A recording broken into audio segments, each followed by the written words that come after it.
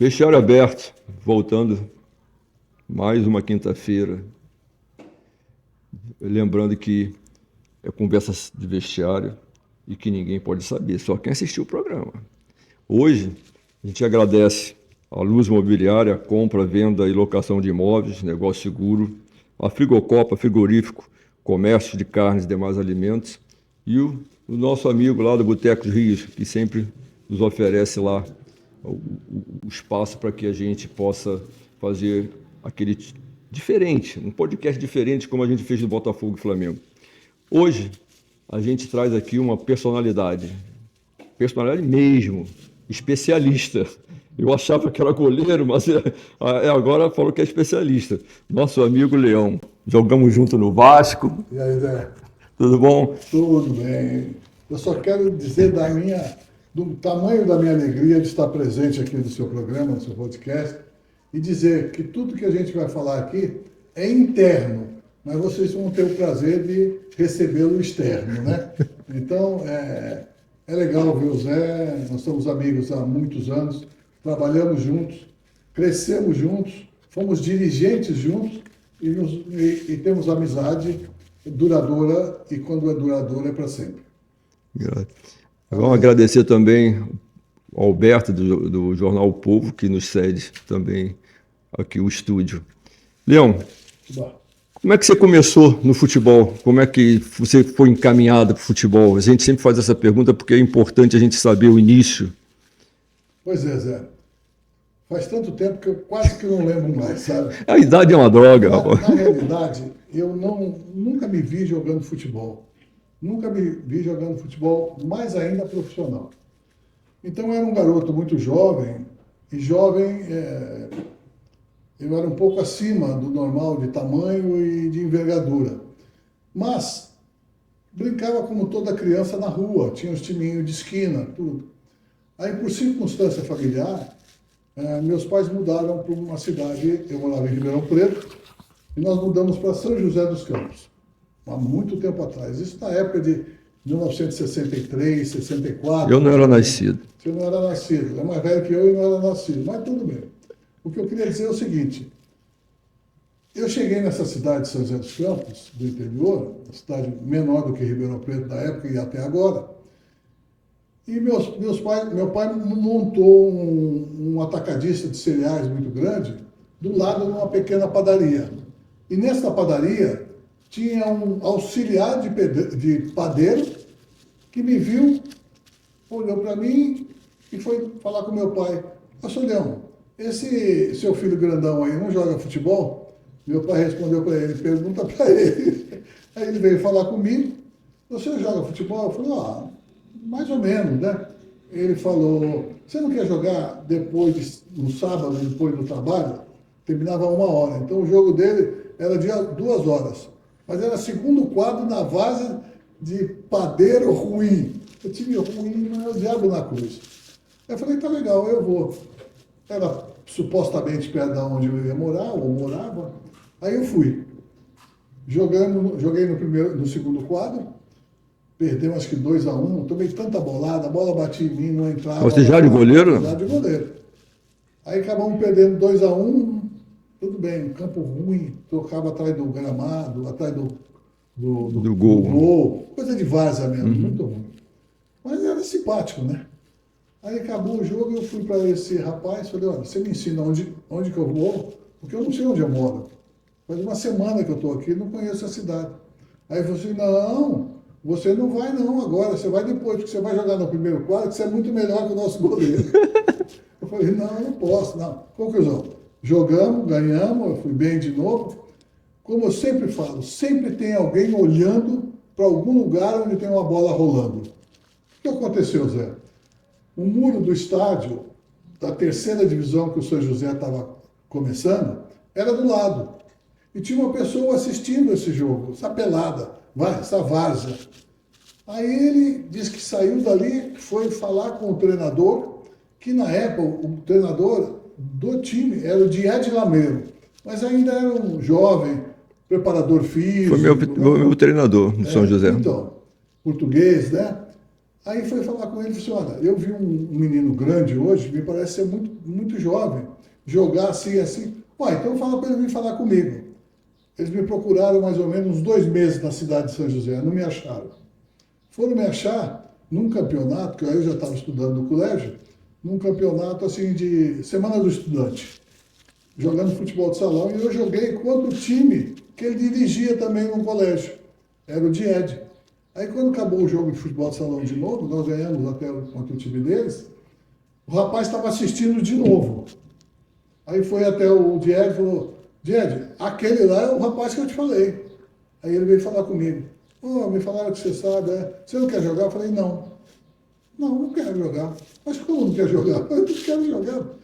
Eu vim aqui, meus pais mudaram para cá, eu tenho que estudar. Meus irmãos estão estudando medicina, eu tenho que estudar. Entendeu? Bom, enfim, de tanto insistir, eu fui treinar. Aí fui treinar, né? Garotinho ainda, né? Ele me pôs uns 10 minutos para eu treinar, não peguei nem na bola, né? E o São José, na época, tinha um goleiro maravilhoso, o Sérgio, que foi jogar no São Paulo, depois ele foi comigo na seleção brasileira. O Sérgio era o rei do pedaço, né? Andava bonito, assim, parecia um pavão, sabe? Em 79 eu joguei lá e ele era o goleiro. Então, Tinha voltado do São ele Paulo. tinha Voltado do São Paulo. Já estava na. Então, o Sérgio era muito bom. E eu fiquei na espera, esperando, contando com a minha vez. Mas nesse dia nós fomos treinar, acabou o jogo, treino. Ele falou, agora eu queria jogar umas bolas para você, para ver como você é. Porque não deu para ele me ver. Aí ele jogou uma bola assim, eu saltei, peguei a bola, caí, mas me doeu todo lado, duro pra caramba. Falei, você vai desculpar, eu não vou treinar mais não. Muito duro isso aí. Ah, é? Quer dizer que você não pode cair no chão? Não posso não. Vai doer, metal, tá. Ah, tá, quer dizer, é bom. Eu falei, não é que eu sou o bom. Eu não sou bom, mas melhor que o seu goleiro lá, eu sou. Quer dizer, mentira, né? E eu era garotinho, de 15 anos, 14, 15 anos de idade.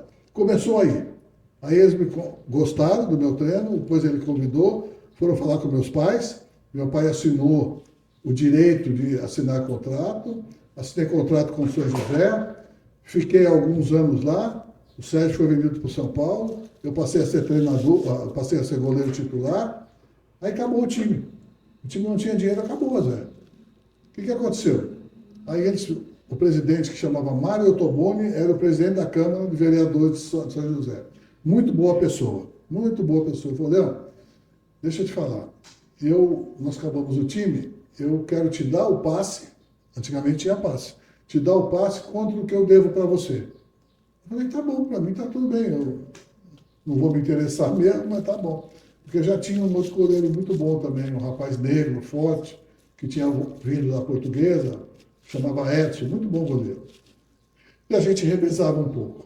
Conclusão, eu telefonei para um amigo em Ribeirão Preto, porque o comercial mandou uma pessoa falar comigo se eu podia fazer teste lá. Falei, pô, voltar para Ribeirão Preto, ótimo. Aí voltei para Ribeirão Preto, fiz 2 treinos, testes, aí o treinador falou, você vai em tal lugar que o presidente quer falar com você. Tá bom. Aí eu fui no consultório, que ele era médico, do presidente. Quando eu cheguei lá, ele olhou meu nome e falou, vem cá. Era ginecologista. Não, Emerson Leão. Falei, vem cá. Na esquina de cima tinha um bar chamado Leão, em Ribeirão Preto, que era do meu pai. Meu pai, apesar de ser alfaiate, ele tinha um restaurante também, coisa legal. Eu falei, mas você é aquele menininho? Eu falei, sou aquele menininho que jogava com vocês. De sábado à tarde, os médicos jogavam no lugar lá e eu ia brincar com eles pequeno ainda. Nossa, que beleza, você é filho do Sr. Rafael? Sou, tá. Conclusão, assinei contrato, vendi o meu passe. Vendi meu passe, achava que era um dinheiro maravilhoso. Falei, pô, fiquei milionário, vendi meu passe. Aí fiquei quase um ano em São José, em Ribeirão Preto. No comercial, né? De Ribeirão Preto, eu sou comercialino até hoje, gosto do comercial. Pulava o muro para ver o comercial jogar. Resumindo, aí fiquei lá quase um ano e tinha um ex-jogador, Valdemar Carabina, back central do Palmeiras, que passou a ser treinador. E o goleiro titular do time estava suspenso, chamava Rony. Aí o Palmeiras estava procurando contratar um goleiro jovem, porque já tinha, mas estava faltando um jovem para o futuro. Aí telefonaram para o Valdemar Carabina e falou, olha, nós ficamos sabendo que aí tem um goleiro bom e tal. Ele falou assim, é verdade, sim. Então, chama Rony, né? Ele falou assim, tem o Rony. Mas eu aconselho você a pegar um outro menino chamado Leão aqui, que está começando agora. Aí eu fui fazer teste também, para variar teste. Eu fui fazer teste no Palmeiras. Você era contratado 3 meses para teste, se aprovasse, ficava, senão devolvia. Antigamente era assim, né? Era assim, com passe estipulado, né, Zé? Conclusão, nesses 3 meses, eu fui para o Palmeiras, o goleiro se machucou, o Chicão, e eu estava na reserva, comecei a entrar para jogar e nunca mais saí. Conclusão, tudo uma fatalidade, que sempre tem alguém olhando ou esse outro alguém. Por isso, quando algumas pessoas me pedem, olha, eu tenho um filho assim, o que eu tenho que fazer com ele? Deixa ele brincar, deixa ele jogar com os amigos, que alguém, se ele tiver qualidade, vai ver. Então foi assim que eu comecei a ser um jogador profissional. E aí joguei em tudo quanto é lugar, né, Zé? Como você sabe, nós jogamos junto. Eu jogava, me lembro do Vasco. Do Palmeiras você teve onde depois do Palmeiras, sem ser Vasco? Eu joguei muito tempo, mais de uma década no Palmeiras. Logo em seguida, eu me transferi para o Vasco, né? Me transferi para o Vasco. Fiquei uns anos no Vasco, não muito, mas do Vasco eu me transferi para o Grêmio. O Grêmio nunca tinha sido campeão brasileiro, montou um time, foi campeão brasileiro. Foi uma felicidade muito grande, um prazer atuar lá como atleta. Quase eu vou atrás de você. É mesmo, devia ter ido. Mas deu um probleminha. Não? Aí o que acontece? Do Grêmio, eu fui para o Corinthians, na época da democracia. Isso mesmo. Um grande time e um grande clube e um grande time. Bons jogadores. Eles tinham ganho o Campeonato Paulista. Aí eu cheguei, nós repetimos a dose, fomos campeões também. E aí saí, voltei para o Palmeiras, fiquei mais 4 anos. Voltei para a Seleção Brasileira mais 4 anos. E dali, onde eu fui depois? Deixa eu pensar, faz tanto tempo que... Foi para o São José. Falei, não vou jogar mais. Fui de férias para um lugar chamado Porto de Galinhas, perto de Recife. Estava lá, de férias, não ia mais jogar, parei de jogar. Quando eu voltei da Seleção Brasileira da Copa de 86, eu não queria mais jogar futebol. Mas me convidaram, como eu estava lá de férias, eu fiquei para ficar 1 ano morando no Nordeste para ver como era. Aí comecei voltar a treinar, voltar a emagrecer um pouquinho, muito dedicado. Começamos a jogar, até que um dia eles mandaram o treinador embora. Nós jogamos à tarde e nesse mesmo dia à noite eles foram na minha casa. Pô, não dá para você ser o treinador também? Falei, não, eu jamais pensava. Qual time era? Quem? Qual time? O Esporte Clube lá de Recife. Aí eu falei, não quero, mas eles me convenceram. Eu falei, então eu não jogo mais, eu paro aqui. Aí comecei a treinar, fui campeão da 2ª divisão, campeão brasileiro, né? Que eles ficam brigando até hoje. E aí voltei para São Paulo. Comecei devagar, num time assim lá no São José, depois fui para Curitiba, até que me convidaram já para uns times maiores, e eu fui muito feliz. Então, quer dizer, não foi por acaso, mas com muita bagagem, com muita experiência, pelo tudo aquilo que eu tinha feito como jogador. Então eu passei de jogador para treinador em 24 horas. É isso aí. Eu também praticamente fui bem rápido para treinador. Eu parei de jogar em maio, em janeiro, fevereiro eu já era treinador iniciante na Portuguesinha do Rio. Quer dizer, nós éramos experientes, nós éramos bons articuladores, formadores de opinião e com caráter maravilhoso. Então essas pessoas, naquele tempo, tinham valores, por isso que eles nos procuravam. E a gente dentro do campo, a gente comandava, né? A gente falava, a gente instruía, a gente cobrava dos jogadores as coisas que os treinadores passavam para a gente, que a gente cobrava dentro do campo. Então a gente dá um início de treinador mesmo. Né? E a gente dava para eles aquilo que eles queriam, resultado. Resultado. Você foi treinador, eu fui treinador, para você ver. Antigamente a gente não tinha ciúmes de ninguém, Zé, entendeu? Só para vocês saberem como são as coisas. Um dia eu estava treinando o Palmeiras, da capital, e o Zé Mário estava treinando o Goiás. Lembra do Goiás? Estava treinando? Muito bem. Um lugar muito bonito, e nós fomos treinar, e você estava treinando o seu time. E eu sentei numa pequena arquibancada que tinha lá, num centro de treinamento muito bom do Goiás, boa estrutura o Goiás. Aí o que acontece? Eu vi você dando um treino.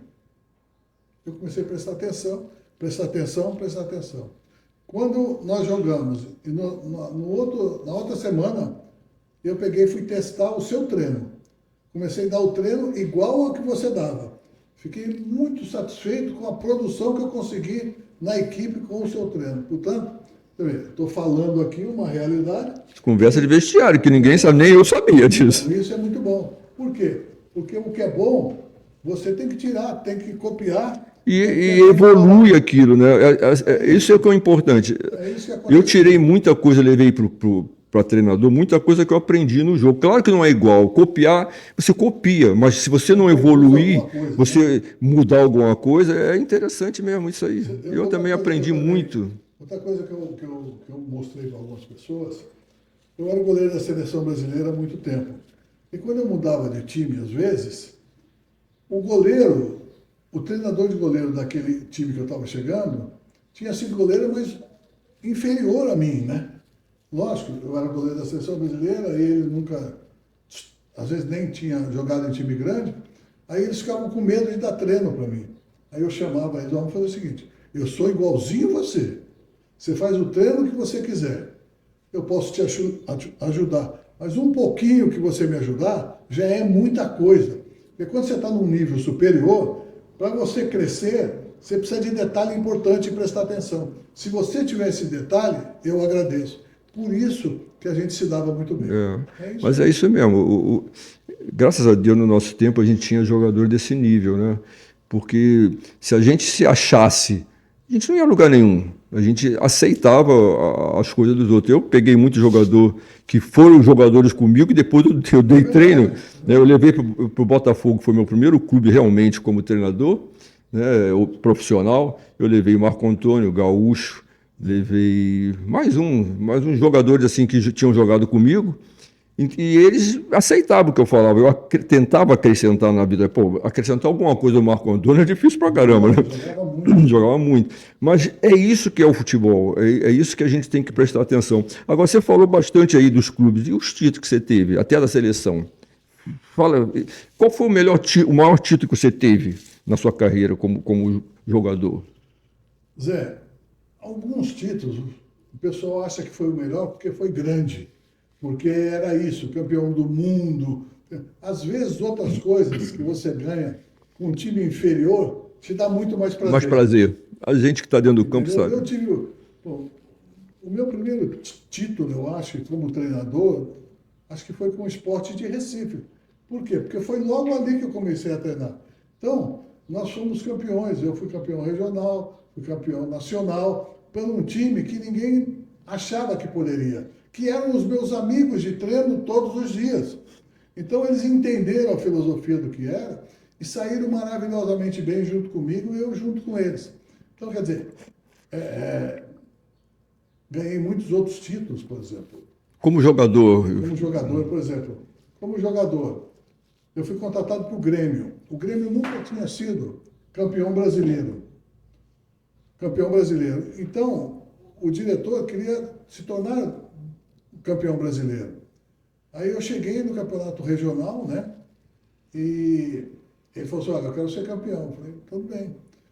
Aí fomos campeão. Aí eu falei, ó, não devo nada, nós já fomos campeão regional. Ele falou, não, eu preciso ser campeão brasileiro. Aí eu disse para ele falou para mim, ele me ajudou também, ele falou assim, o que você acha que nós precisamos? Eu falei, nós precisamos de um pouquinho mais.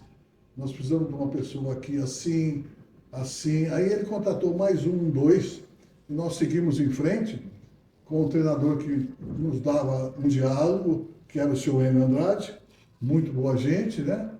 E que já tinha sido um atleta excepcional. Conclusão, com tudo isso, nós começamos a ganhar.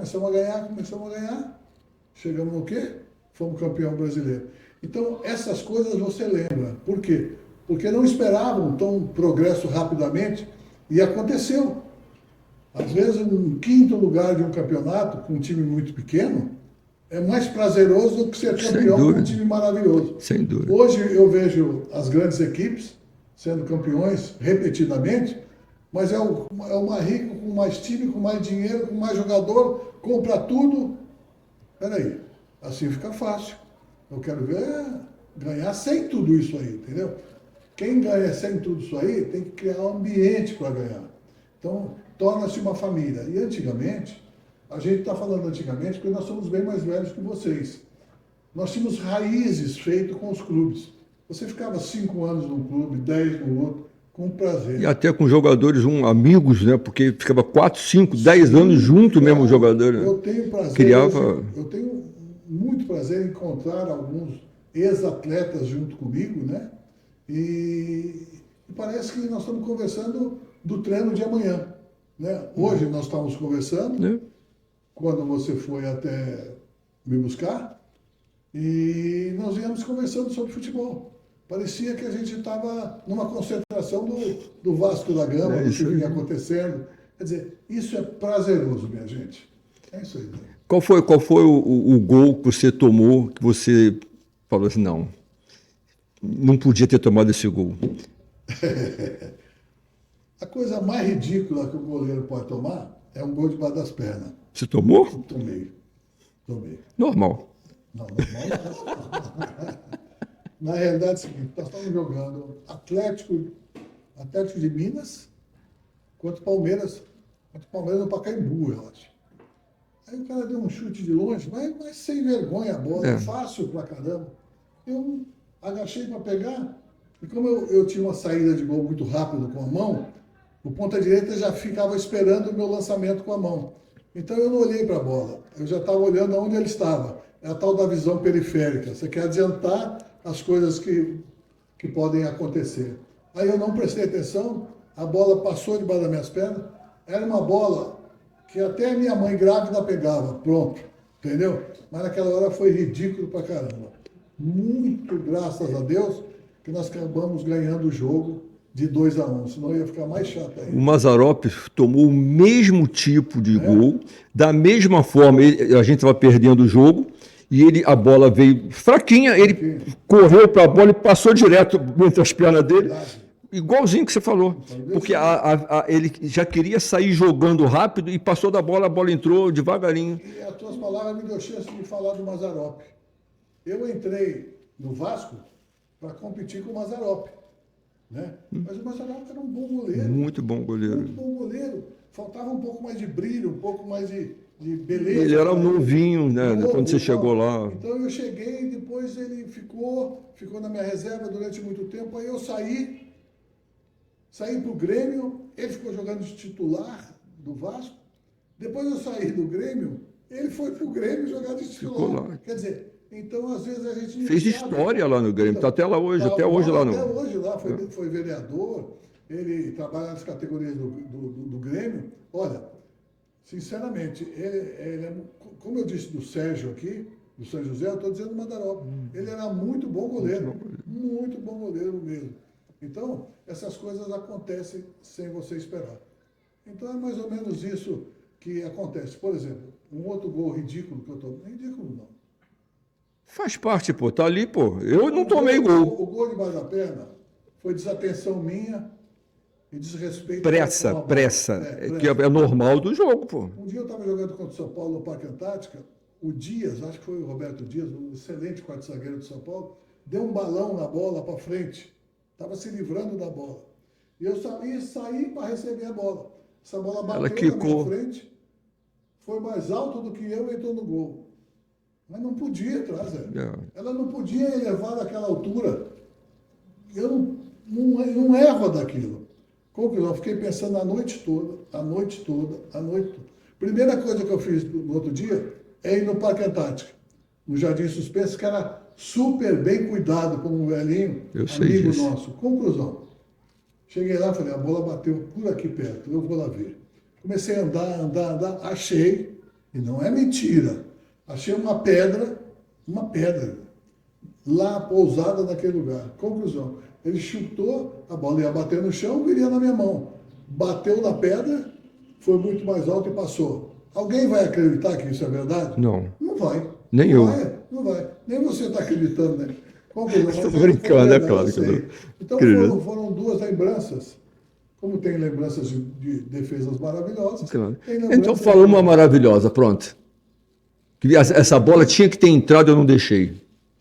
Pelé, você jogou contra Não, Pelé Pelé? fez um gol em mim ainda, porque ele errou o chute. É. Mas ele só fazia gol quando errava. É verdade, mas ele errava toda hora. Não, então, boa defesa. A boa defesa eu sempre falo, a gente faz nos treinos. Por quê? Porque nos treinos você arrisca mais, nos treinos é muito mais repetitivo e é muito mais bola que vem. Mas no jogo dá aquela ênfase, aquela beleza danada. Um dia eu joguei, eu estava no Pacaembu, chutaram no gol, ela bateu no meu zagueiro, eu já tinha saltado. E quando ela bateu no meu zagueiro, desviou um pouco e entrando no outro lugar, eu virei como se fosse uma bicicleta e tirei. Então ali eu ganhei o motorrádio, ganhava motorrádio. A jogada mais bonita eu ganhei. Então aí essa foi uma Bota a grande rádio pro jogada. carro. É, Tem que avisar porque ninguém conhece mais. mas eu também não tinha carro naquela época. É. Zé, todo mundo diz que uma defesa muito boa foi do Cruyff, na Copa do Mundo, Holanda e Brasil, que ele escreveu no livro que não sabe como o goleiro defendeu. Foi por intuição. Foi por intuição. Eu achei que um cara inteligente como ele, quase dentro da pequena área, ia bater de canhota numa diagonal do lado esquerdo do goleiro. E saiu um pouco antecipado. Então o tempo de reflexo compensou o belo chute dele. E tiveram muitas outras que a gente esquece. Porque quando você faz uma coisa consciente, você não fica lembrando dela. Ah, foi legal, nossa. O cara vem falar para você, puxa, que defesa que você fez. Repórter, torcedores, não sabem do que é defesa bonita e defesa difícil. Desculpe. Tinha defesa que a gente fazia que era fácil pra caramba, mas a gente inventava um pouco para fazer pose, para pegar, saltava mais, isso tem que ser pior.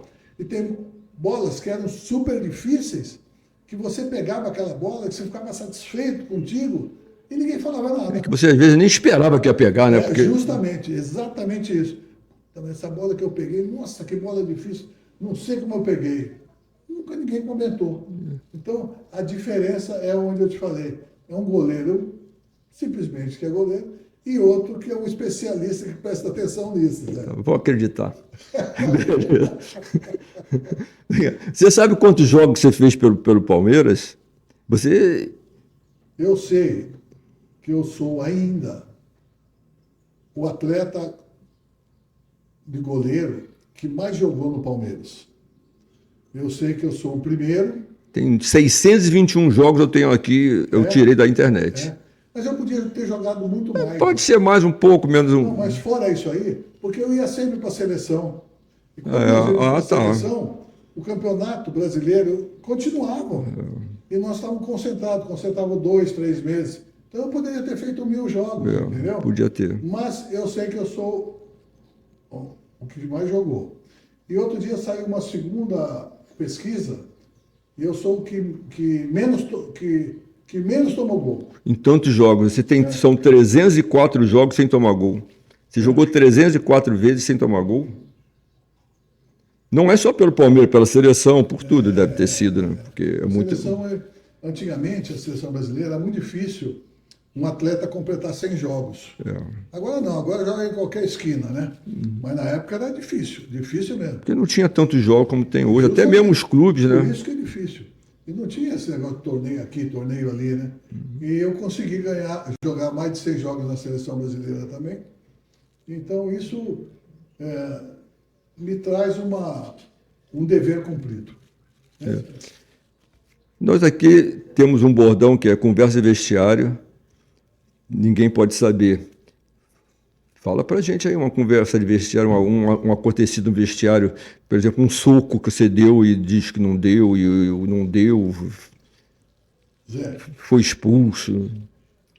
Só pra gente aqui. Expulso, eu fui, deixa eu ver quantas vezes. Eu não fui nenhuma na minha vida. Eu fui. Eu fui não merecido. Erro do árbitro. Tá, vamos lá. Do árbitro. Agora, quando você é expulso numa final de campeonato brasileiro, aparece muito mais. Eu fui uma vez expulso num campeonato brasileiro, jogando no gol do Palmeiras, no Morumbi, contra o Guarani. Quem estava apitando é Arnaldo César Coelho. Aquela pose que ele era para apitar, né? Nossa Senhora, todo especialista. Conclusão. Num lance, eu peguei uma bola e tinha um centroavante, um dos melhores que eu vi jogar, que era o Careca, no Guarani. Novinho. E eu não sei porque a gente tinha muita amizade. Ele brincava comigo, fora do jogo, fora do treino, e assim, onde nós nos encontrávamos, me chamava de apelido que ele criou, uma brincadeira. E ele pegou, veio em cima de mim e pôs a mão assim na minha frente. Eu simplesmente, com toda a verdade de coração que eu estou dizendo, eu falei, Careca, não enche o saco. Eu fiz assim nele. Olha como ele era inteligente, novinho, inteligente. Ele pegou, pôs a mão na cara e caiu no chão. Não tinha VAR? Não tinha VAR? Por quê? O Arnaldo tinha acabado 5 minutos antes de me dar um cartão amarelo, merecidamente.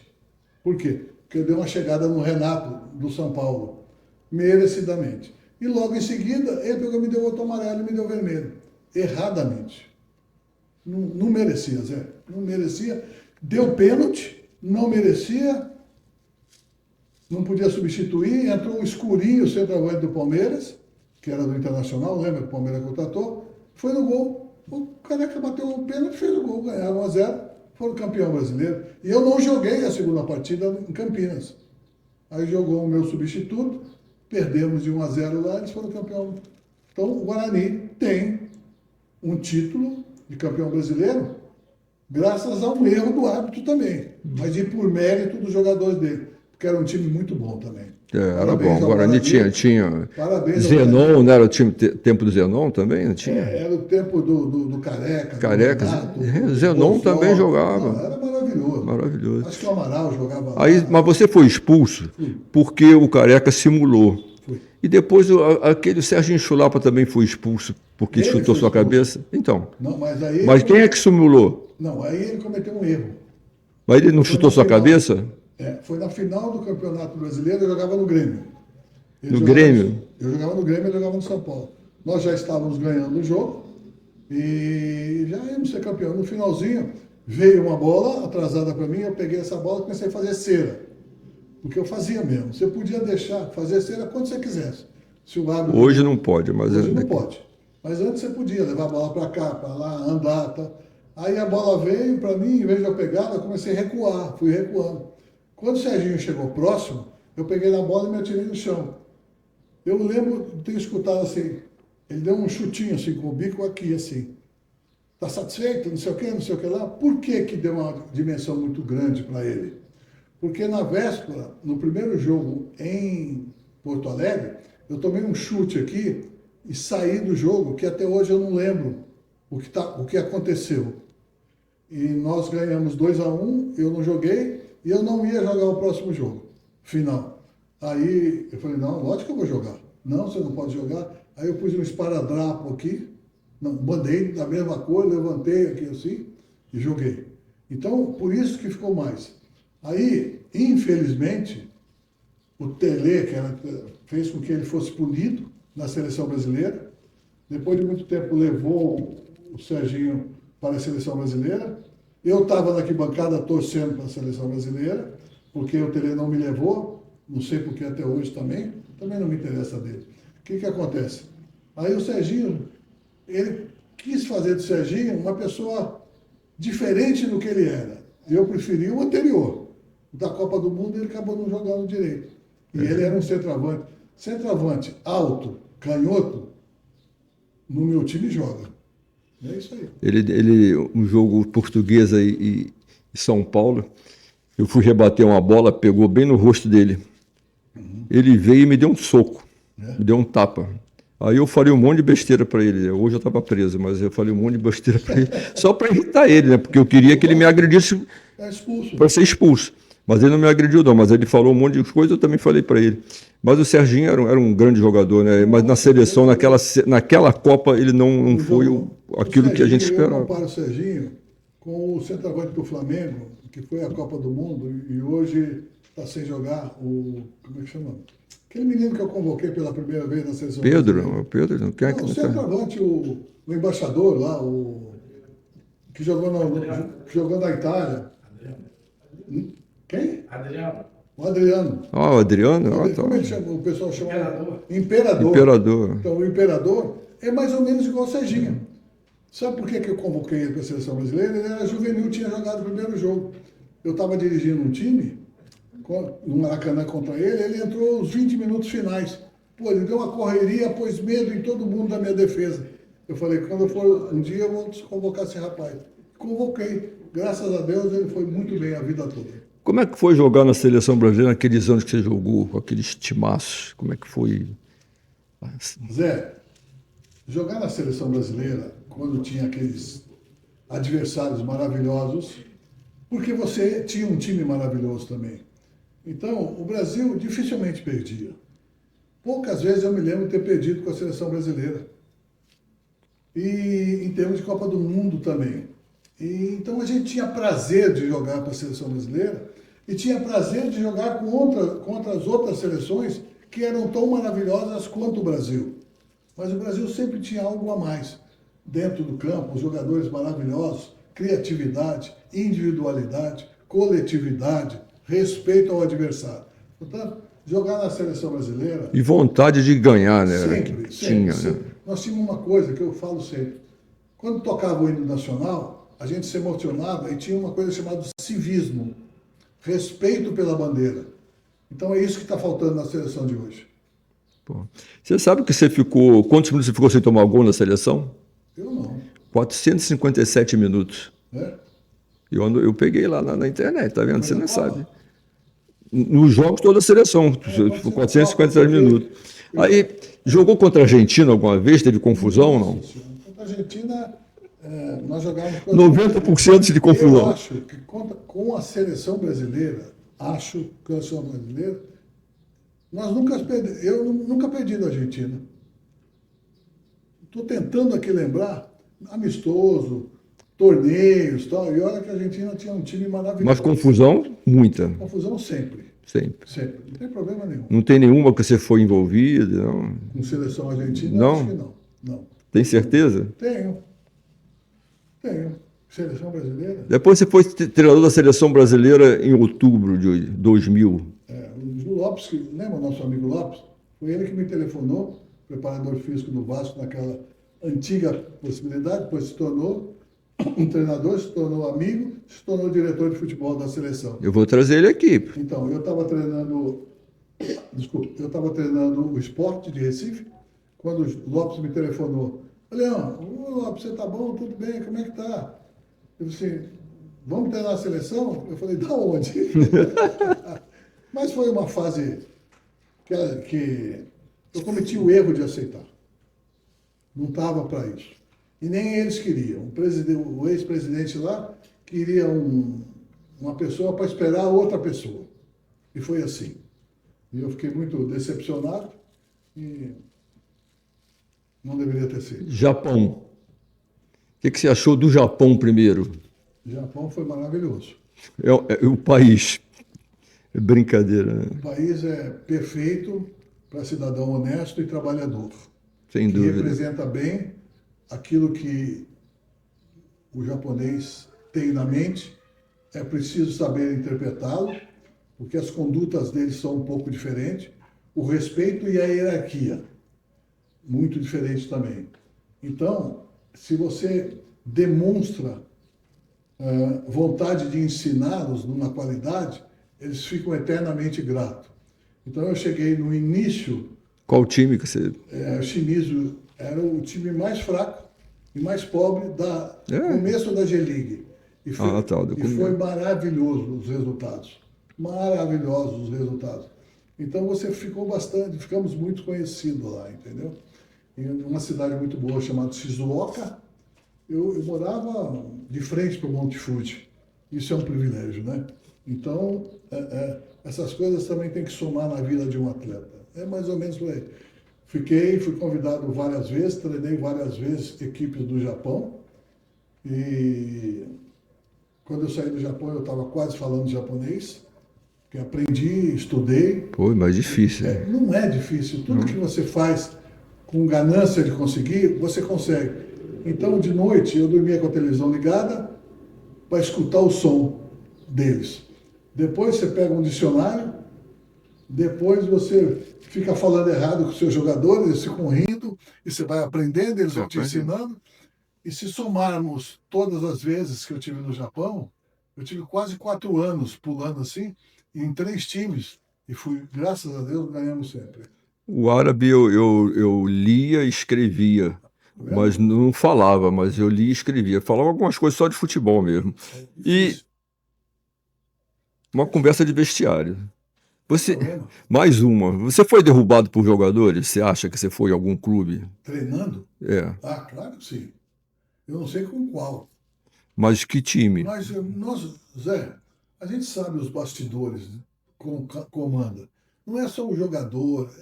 Aquele jogador que está na reserva sempre está contrariado. O que não é inteligente. O que é inteligente mostra para você que ele tem capacidade. Isso que é o ideal. Treina para mostrar. É isso que eles não entendem. Entendeu? O treino serve para você demonstrar ao seu treinador a quantidade de qualidade que você tem, que você pode servi-lo.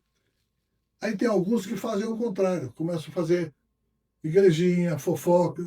Nessas igrejinhas entra no vestiário, entra no roupeiro. Tem uma especial que você possa contar? Entra no massagista, tudo é assim. Uma especial, você sabe? Lembra?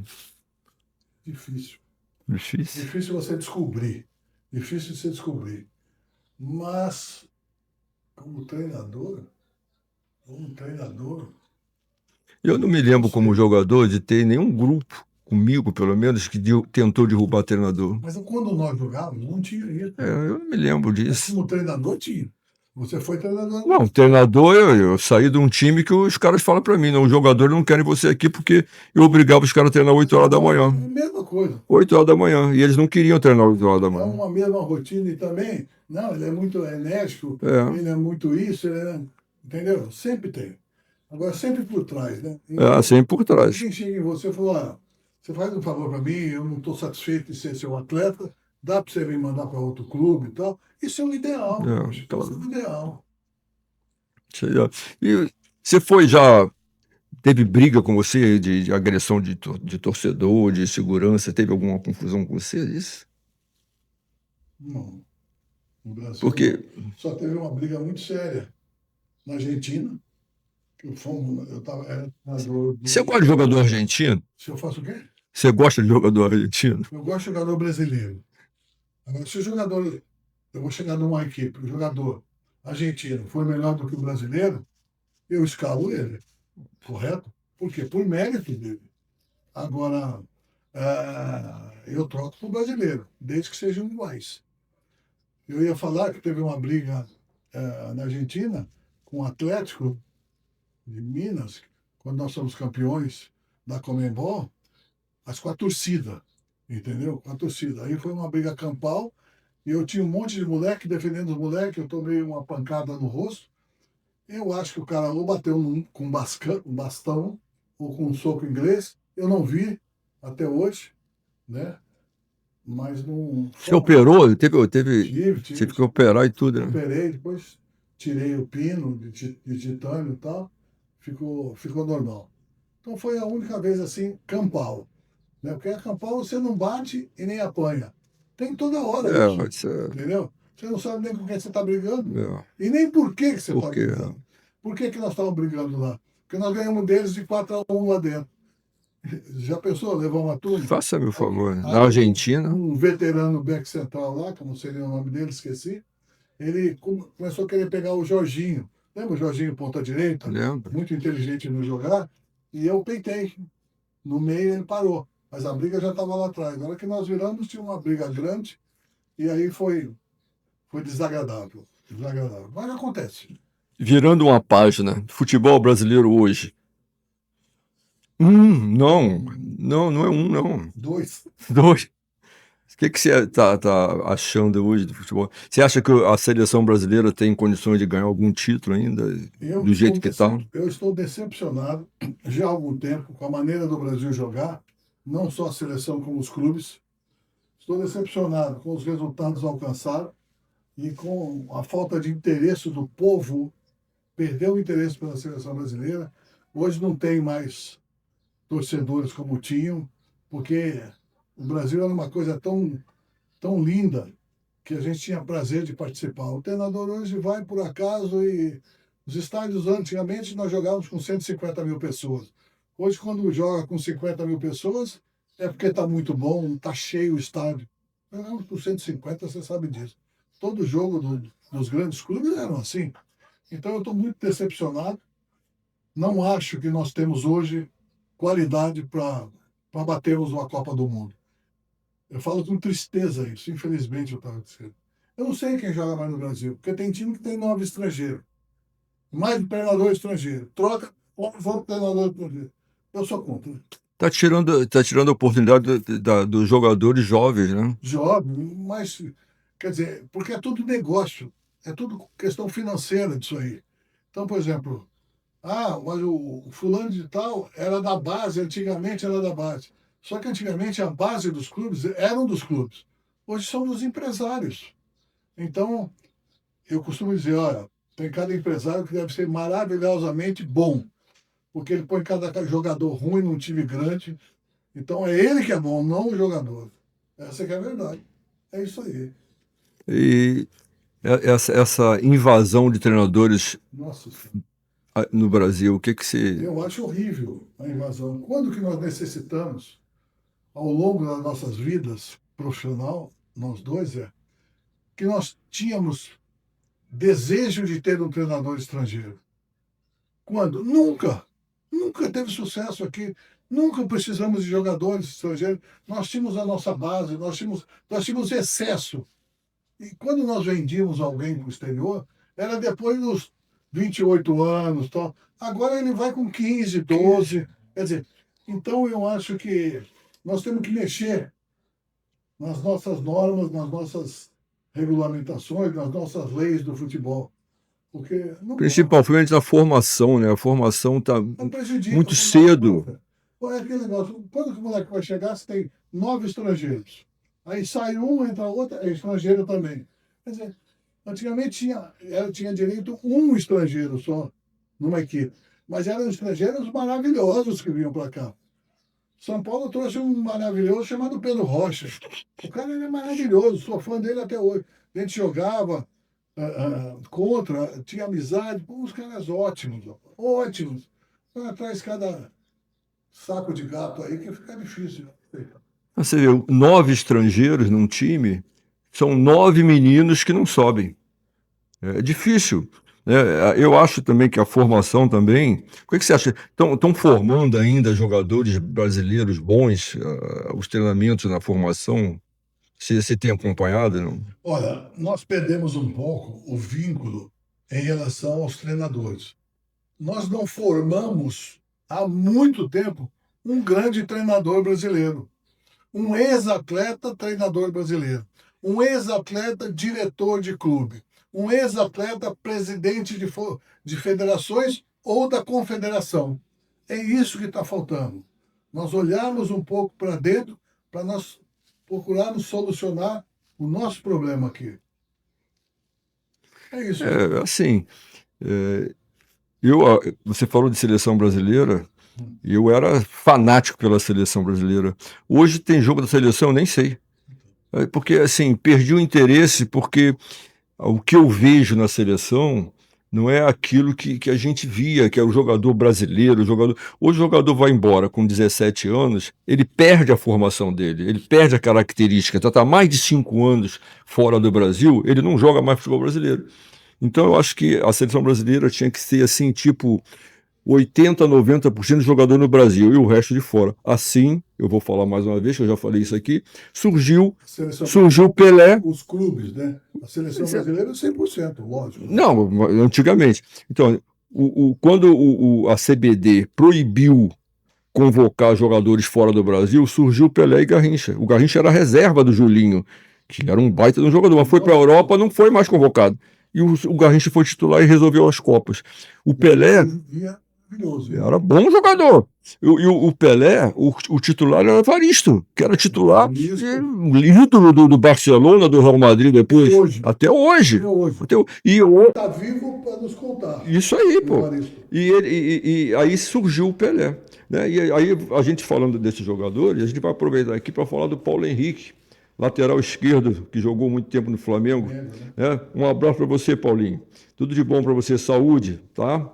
Aproveitar aqui que a gente lembrou, era outro lateral, foi lateral esquerdo da seleção brasileira também, né? Então merece o nosso apoio, nosso abraço. Quando a torcida se afasta dos gramados e do interesse maior que era o futebol, eu acho que tem muita coisa errada. Em compensação, outros esportes subiram com inteligência para não mais voltar e se fixarem lá em cima.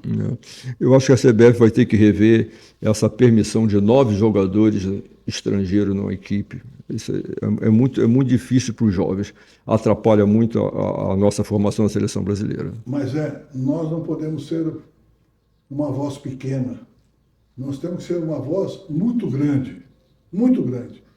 E atleta junto e unido consegue o que quer dentro do nosso futebol, dentro de um limite, logicamente, de honestidade. Claro. Dentro de um limite de favorecimento para os nossos garotos, para os nossos atletas e para os nossos treinadores. Está na hora, já passou da hora de começar. Vou voltar a falar. A seleção perdeu o interesse por 80% da população. Não assiste, não conhece quem são os jogadores da seleção brasileira. E troca toda hora também, né? Agora nós temos um treinador italiano dentro do país para treinar a nossa seleção. Antes que eles pediam que nós fôssemos para lá. Agora nós estamos trazendo de lá. Meu Deus do céu. Nós fomos pentacampeões com treinadores brasileiros, todos eles. Nós somos tudo, somente com as nossas raízes. É aquilo que eu falo. Se você deixar um bom comportamento, ótimo. Você planta uma semente, vai germinar positivo. Agora, se você for colocar uma semente ruim, ela não nasce legal. É o que nós estamos fazendo com a seleção. É isso aí. Como é que você gostaria de ser lembrado por todos? Eu gostaria de ser lembrado como eu sou lembrado, como eu fui como cidadão, como eu fui sempre como atleta. Um homem que sempre procurou fazer o melhor, altamente dedicado e muito bem criado pela minha família e com grande caráter. Por isso, o exemplo vale por tudo. É isso aí. Queria agradecer a sua participação, foi maravilhosa, tenho certeza que vai ajudar muito. E lembrando sempre que conversa de vestiário, ninguém pode saber, só quem assiste o programa. Ninguém pode saber conversa de vestiário, mas quando sabe alguma coisa de vestiário que pode ajudar, é melhor falar. É melhor falar. Lembrando que toda quinta-feira estamos no YouTube às 19 horas, ok? Mais uma vez. Mais uma vez. Obrigado pela oportunidade de poder falar para o nosso... Oportunidade é minha, nosso Brasil de seleção brasileira, porque nós pensamos como uma alma gêmea, nós estamos acostumados a isso.